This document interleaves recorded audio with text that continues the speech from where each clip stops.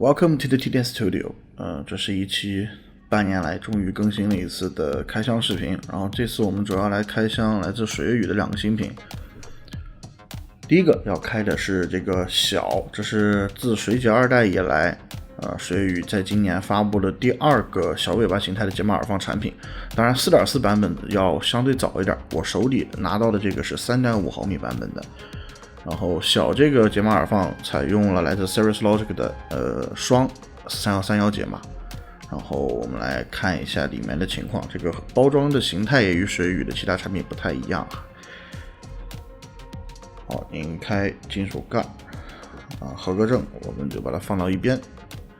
可以看得到，事实上这个衬垫是有两个小的开槽的，一个是用来放置 USB-C 转 USB-A 的转接头，另外一个默认是空缺，我暂且猜测它是一个给苹果用户准备的地方。好，让我们来看一下下层官方群的二维码以及说明书，我们可以简单的过一下。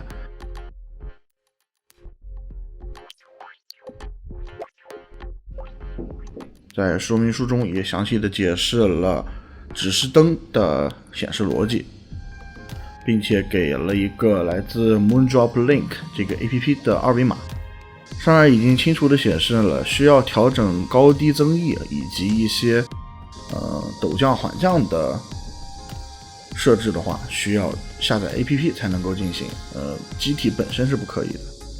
那么这是 3.5 版本的小，可以看得到采用了这样的一个长方体的结构，通体白色，然后指示灯在正面，非常方正的一个造型。具体的声音呢，我们放到文章里再具体说。接下来开这一个蓝色版本的 Kato。Kato 目前现在有3个版本，分别是图上的亮面版、磨砂版以及蓝色的新版。例会也与之前的版本有非常大的区别。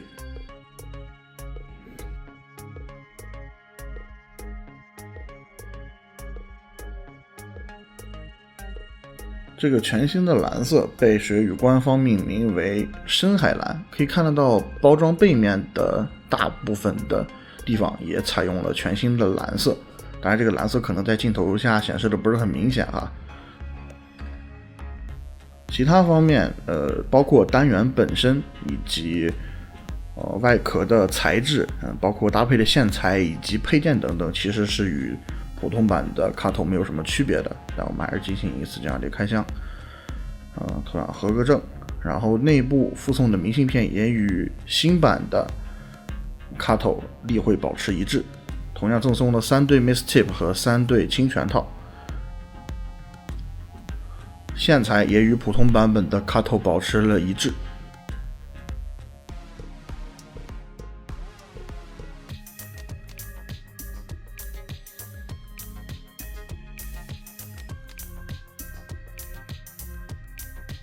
同样，这个小布袋里也放置了专门的可替换导管阻尼，加官方群的二维码。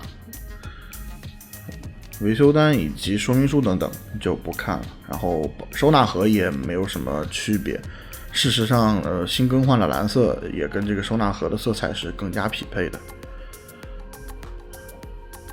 然后这就是新的深海蓝枪体。我先不看，我先看看底下有没有什么东西。好，没东西。然后我们来还是看枪体本身。默认是附带了这样的一层保护膜的，我们现在就把这个膜撕掉，来看一下枪体内部的一个表现。可以看得到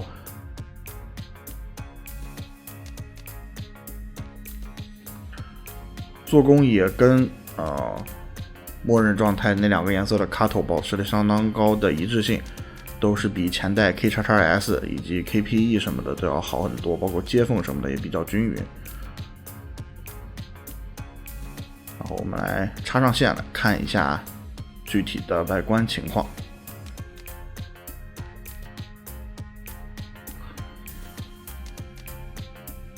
可以看得到，在蓝色这个版本的映衬下，内部的多曲面结构其实看上去是更加类似于宝石的，给人的观感应该说是要更好一些。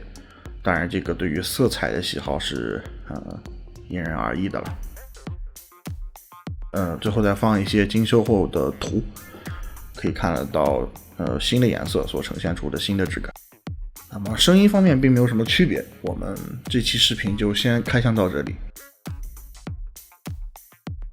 Please do subscribe to the official TDS Studio YouTube and Bilibili channel.